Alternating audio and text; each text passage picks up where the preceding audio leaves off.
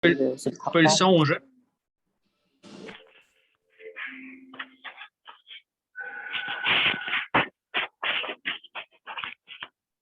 Bon, eh bien, bonsoir, citoyens de Lillet. Bienvenue à la réunion du Conseil municipal en date du 7 février 2022. Messieurs, vous avez eu l'ordre du jour dans les courriels de la semaine passée. Puis, est-ce que tout est conforme? Il y a le point 18 qui va être reporté au mois de mars. Fait qu'on on n'aura pas besoin de... C'est la tarification du camping, ça va être reporté au mois de mars. Pour le reste, moi, je n'ai pas d'autres modifications sur l'ordre du jour. Est-ce que vous avez des modifications? Non. C'est beau? Tu pourrais demander aux gens de fermer leur son. OK. Si vous voulez nous entendre, mais pas nécessairement nous parler pour tout de suite, vous auriez une période de questions à la fin de la rencontre pour éviter qu'il y ait trop de monde sur trop d'interférences. Pour l'ordre du jour, ça va me prendre quelqu'un pour la proposer. Pascal propose. Puis André seconde.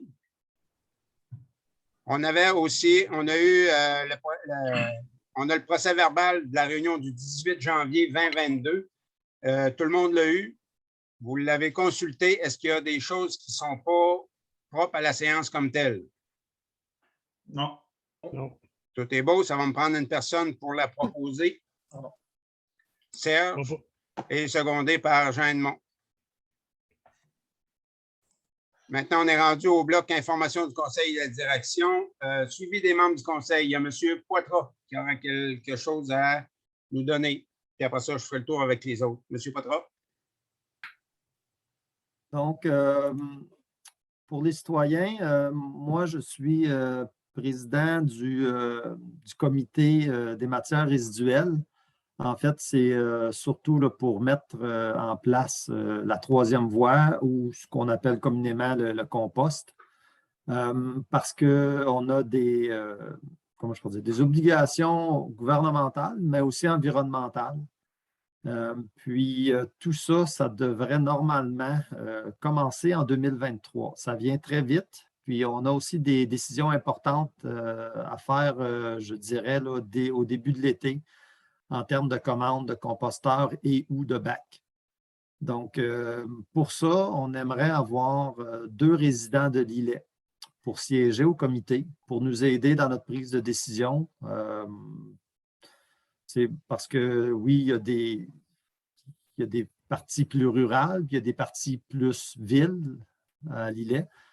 Donc, c'est sûr que dans le comité, on a quand même une certaine idée comment ça pourrait aller, mais on aimerait quand même avoir le point de vue de citoyen, puis ça se peut aussi là, que on ait des bonnes discussions, puis qu'on puisse justement prendre la meilleure décision possible. Pour ça, il va falloir que les 2 citoyens soient, je dirais, assez présents dans les 3-4 premiers mois, au moins 2 fois par mois, parce qu'il y a beaucoup de décisions qui vont être à faire. Par la suite, je crois qu'une fois par mois, ça devrait être suffisant. Puis ces 2 citoyens-là, naturellement, ça serait quand même une bonne chose qu'ils aient quand même une bonne connaissance là, du milieu, là, sans être des experts, là, mais savoir comment ça marche, les matières résiduelles, le compost, savoir dans le fond déjà qu'est-ce qui se passe présentement là, au niveau là, des vidanges puis du recyclage, ceux qui connaissent un peu les enjeux finalement. Donc, on va faire une demande par Facebook. C'est Mme Joannis qui va faire ça dans les prochains jours. Et puis, si on a plus que 2 citoyens, bien, probablement qu'on va y aller par entrevue. 2 citoyens, pourquoi? Dans le fond, c'est parce qu'on ne veut pas que le comité soit trop lourd, mais en même temps aussi, une personne, ce n'est pas suffisant. Donc, c'est les raisons pour lesquelles on veut 2 citoyens. Merci, M. Poitras. Est-ce que les autres membres du conseil ont des points, des suivis à faire? Ça va? Non. Côté de la direction générale, Mme Joannis. Un suivi, M. le maire. Vous n'avez pas? C'est beau. Maintenant, on a eu de la correspondance. On a eu une lettre de Mme Marie-Ève Proulx concernant le programme de soutien à l'action bénévole. Le versement de la contribution a été octroyé, puis ça a été redistribué. Et on a une lettre de M. Gaston Saint-Pierre concernant la renumérotation du chemin des pionniers. Comme on disait dans les autres réunions, puis on va le dire encore, pour l'instant, il n'y a rien qui bouge pour tout de suite. On ne change pas de numéro. On est encore en période d'étude sur tout ça. On a eu des différentes informations qui arrivent au bureau municipal qui nous sont transmises. Suite à ça, soyez sans crainte. Si c'est pour ce faire, on va reprendre une communication avec vous. Pour l'instant, vous pouvez dormir tranquille. Vous ne changerez pas de numéro cet été. Fait que, cassez-vous pas la tête avec ça. On reste pour tout de suite avec ça. Merci. Maintenant, on a à déposer, la municipalité a à déposer pour les défauts de paiement de taxes, autant taxes municipales que taxes scolaires. Il faut les déposer pour qu'on soit en mesure de procéder à la vente des terrains ou à un arrangement avec tout ça. Il y a, entre autres, on a quatre membres de la municipalité qui seraient en défaut. Fait que pour l'instant, c'est ça. Moi, ça va me prendre quelqu'un pour proposer cet ordre, cette feuille-là, pour qu'on la dépose à la MRC.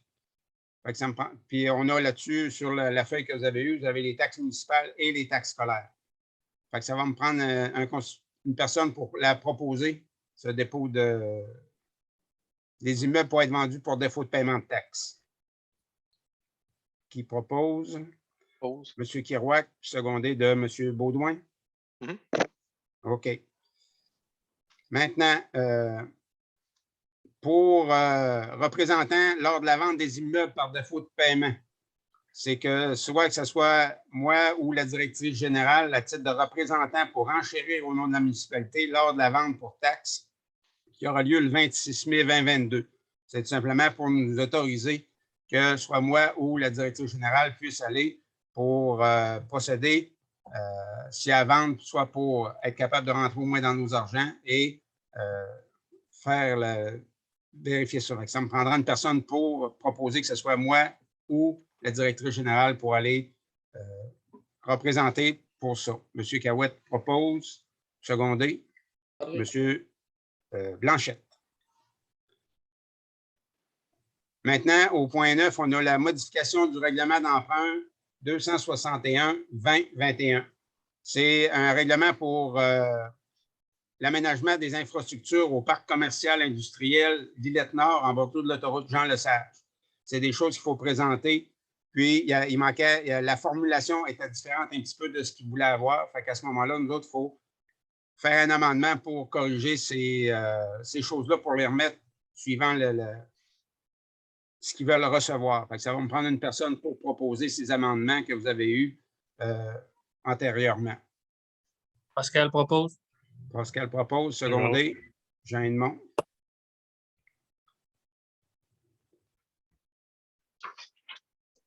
Maintenant, au point 10, adoption du règlement édictant le code d'éthique et de déontologie des élus municipaux de Lillette qui a été revisé. Il y en avait un avant. Comme il y a eu des nouvelles élections, il faut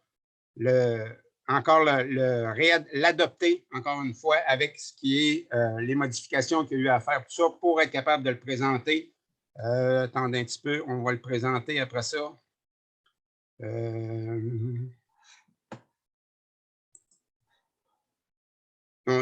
Il faut c'est où, Mme Joannis, qu'il faut le présenter? On a au ministère, je pense. Hein? Je vais l'envoyer à la MRC et au MAMACH. OK. Fait que ça va me prendre une personne pour proposer le code d'éthique et de déontologie pour qu'on a à suivre, nous autres, comme élus municipaux. Là, ça évite les conflits d'intérêts et ainsi de suite. Tout est décrit là-dedans. Fait que, André propose, puis Stéphane seconde.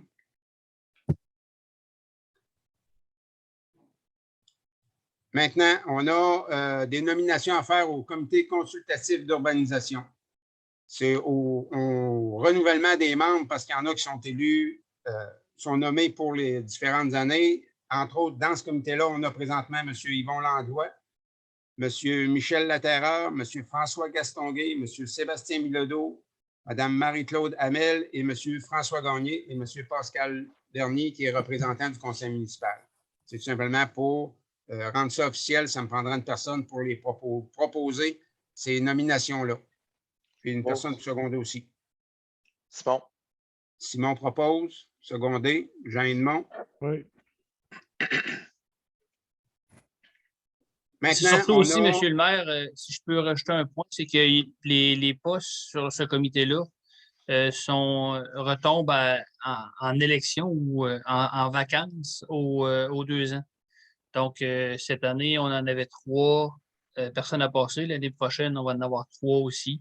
C'est pour renouveler ou remettre à jour la liste des membres là, aussi. C'est quelque chose qui est récurrent là, d'un an à l'autre. Ben, merci beaucoup, M. Bernier, pour ces ajustements ou ces rééclaircissements-là pour les Ouais, gens. Vous dites, sur le comité, c'est plus facile pour vous que vous avez plus le sens critique de tout ça. Point 12, autorisation de signature d'un droit de passage pour le lot 2 938 188. C'est la compagnie de construction BML qui travaille dans le coin pour aller à la carrière. Ils s'occupent de l'entretien du terrain, de la route pour y aller, pour accéder. Pour la municipalité, ça donne aucun effet. C'est une chose qui était déjà là depuis quelques années, depuis 2016, qui avait été donnée. Puis là, c'est à renouveler pour une période de... on peut donner une date, on peut donner 1 an, on peut donner 5 ans. Fait qu'on y va pour 5 ans. Fait que ça va me prendre une personne pour proposer qui peuvent circuler sur ce terrain-là, mais que c'est eux autres qui entretiennent la route pour s'y rendre et tout ça. M. Potra propose et Il est où, secondé cette lot-là, de... déjà? Oui? Une Le question? lot 2 938 000, il est où déjà? C'est dans la partie à Saint-Eugène, si je ne me trompe pas.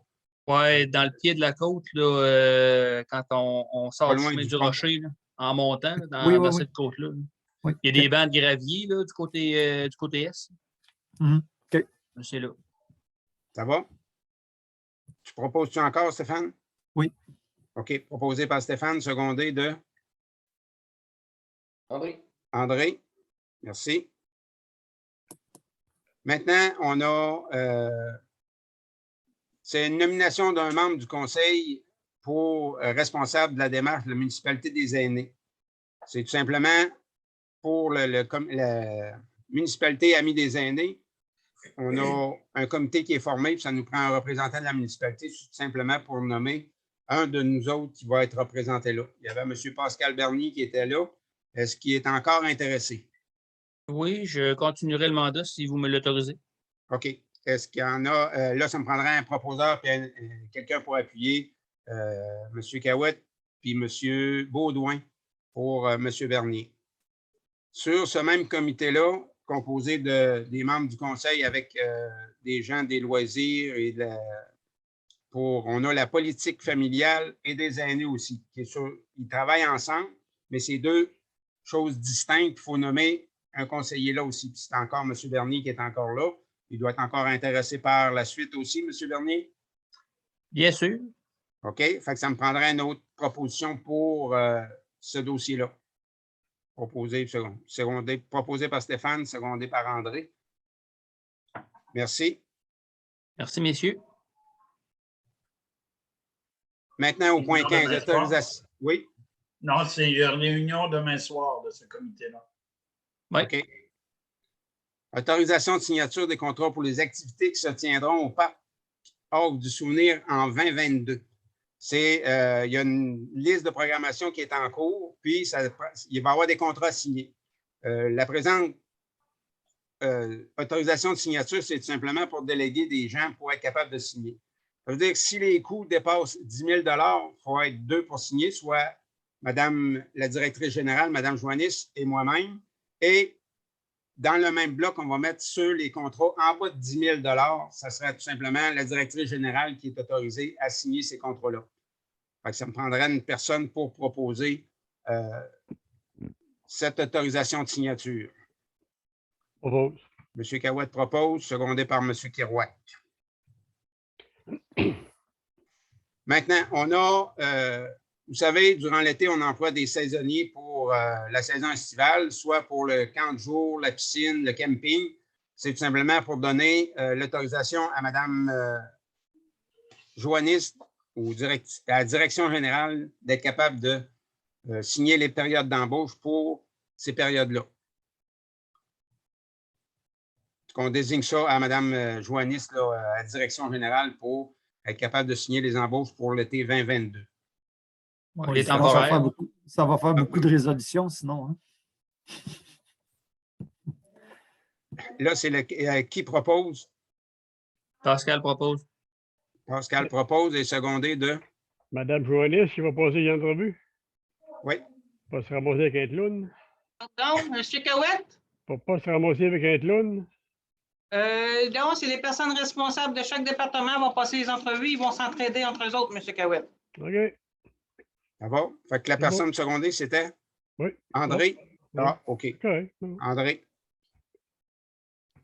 Maintenant, on a une mise à jour de la demande d'aide financière pour le projet s'intitule QLR 2483-2 dans le programme, dans le cadre du programme PAVL. C'est pour le chemin Lamartine-Est. C'est des rénovations qu'on fait dedans pour une demande d'aide financière pour ce projet-là. Sur ce point, Monsieur le maire, je vais déclarer mes intérêts et me retirer des discussions et des prises de décision. Très bien, c'est noté. Ça va me prendre une personne pour proposer qu'on fasse la demande d'aide financière. Propose. M. Cahouette propose, secondé de M. Kirouac. Le point 18, comme mentionné au début, dans l'adoption de l'ordre du jour, il a été reporté au mois de mars. Maintenant, on veut donner un mandat donné à la municipalité de Sainte-Louise afin d'effectuer un appel d'offres de service. Excusez, M. le maire. Excusez, M. le maire, vous avez Oui. oublié le point 19. Excuse. Oui, ça allait trop, ça allait bien. Modification de la résolution 375-12-2021, autorisation d'achat d'une génératrice. Ah oui, c'est vrai ça.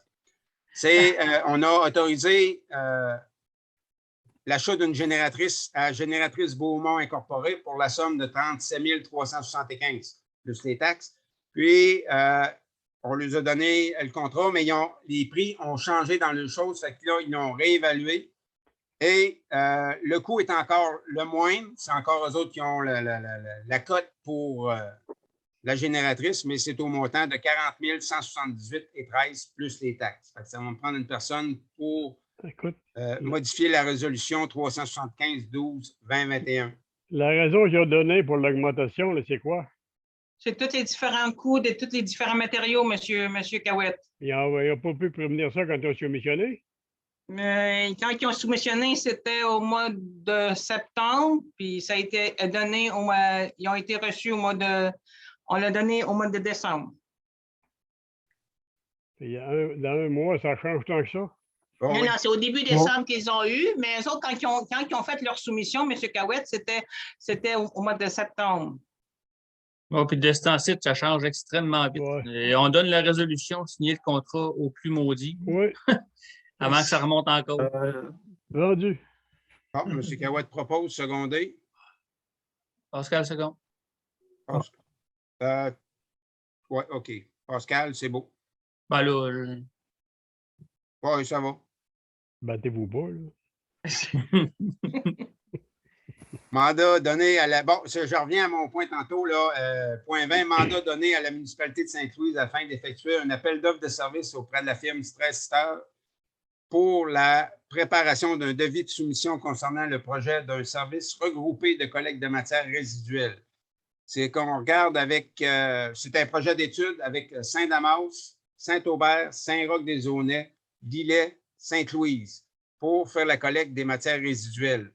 C'est des choses qu'on regarde pour voir si c'est plus économique de se regrouper ou si on continue à faire ça avec nos véhicules à nous autres. Fait que c'est eux autres qui vont faire la demande pour qu'ils fassent les devis, les soumissions, l'appel d'offres et faire un règlement de type gestion des matières résiduelles, un peu tout ça. Fait que c'est Sainte-Louise qui s'est proposé dans toutes les municipalités qui sont intéressées à se regrouper pour faire les appels puis faire les démarches pour procéder à cette demande de soumission. Fait que ça me prendra une personne, quelqu'un pour proposer qu'on lui donne le mandat de travailler pour nous autres indirectement, puis que la banque d'heures pour l'accompagnement stratégique, les heures facturées devront être les heures travaillées. C'est écrit dans notre règlement. propose. Simon propose, secondé. André. André. Maintenant, au point 21, c'est l'adoption du rapport annuel 2021 en matière de sécurité incendie. On a le chef pompier, M. François Caron, qui nous a donné un petit peu le compte-rendu de tout ça. Je peux vous résumer ça vite, vite. Je ne vous ferai pas les lectures de toutes les pages, là. En 2021, il y a eu un nombre d'alarmes est de 23. Le nombre total d'appels est passé de 93 qu'on avait en 2020 à 84 en 2021. Puis, par contre, il y a eu dans les interventions, il y a eu des pertes matérielles qui ont été additionnées. Je veux dire, ce n'est pas un coût pour la municipalité, mais c'est des bâtiments qui ont été soit brisés, détruits pour 219 500 $. Que c'est des pertes que les citoyens ont eues dans les choses privées. Après ça, il y a 4 pompiers qui poursuivent leur formation, 2 autres pompiers qui vont terminer leur formation en 2022. Ils ont des achats prévus pour 2022. L'entretien des camions, périodique des camions et des autres équipements est fait comme prévu durant l'année. C'est un petit peu ça. Les gardes de fin de semaine, ils étaient établis. Ils sont 2 gardiens qui sont prévus les fins de semaine. Ils font les vérifications de l'équipement incendie et tout ça. Il va tout... Bon, il n'y a pas eu de visite de détecteurs de prévention pour les détecteurs de fumée en 2021 à cause de la COVID.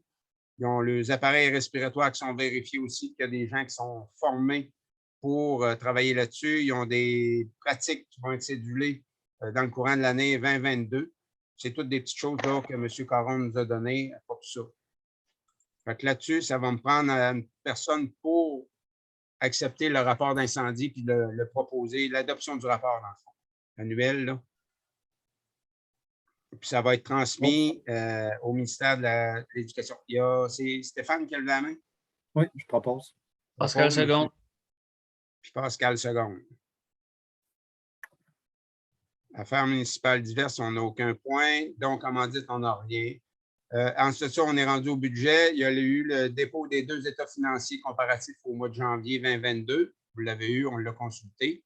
Et par la suite, vous avez eu les déboursés qui ont été faites, qui vont être faites au mois de janvier, mais qui sont adoptés au mois de février.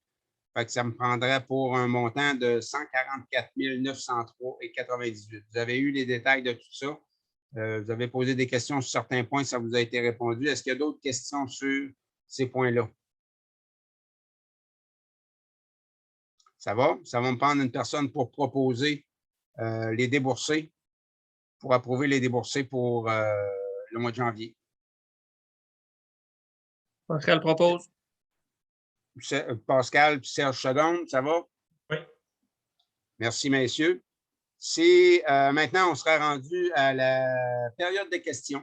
S'il y a des gens parmi nos citoyens qui ont des questions ou des points d'interrogation, à vous, si vous voulez allumer votre caméra et mettre votre micro, ça va nous faire plaisir d'entendre vos questions.